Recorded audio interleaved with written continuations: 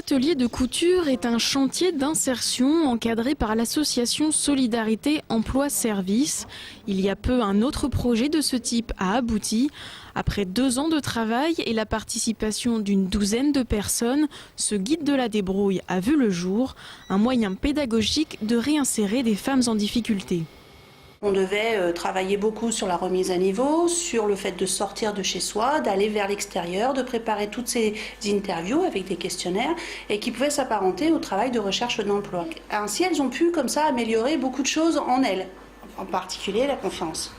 Une meilleure image de soi, des compétences nouvelles, un travail d'équipe pour centraliser des informations pratiques pas toujours accessibles.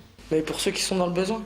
Par exemple, on arrive dans une ville, on ne sait pas où dormir, on ne sait pas comment avoir un logement, un travail, et tout expliqué dans le juge. On a toutes les adresses. Ça va apporter beaucoup aux gens, parce que ça peut aider beaucoup, franchement. Ils ont le guide, ils ont tout, ils savent où aller, ils savent comment faire et ils peuvent se sortir du coco.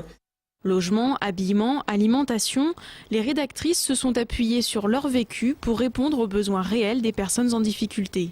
Chacune est venue avec ses expériences, comme disait Céline. Son vécu nous a beaucoup aidé pour trouver un petit peu toutes les structures d'accueil et puis aussi en trouver d'autres.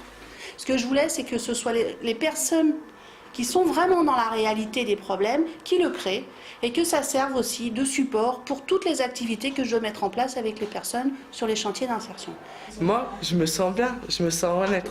Et fière, ah oui, fière beaucoup. On est fiers du travail qu'on a fait. Le guide a été édité à 7000 exemplaires. Il sera prochainement disponible dans les centres d'action sociale des mairies de l'agglomération, les centres d'hébergement et tout autre organisme intéressé.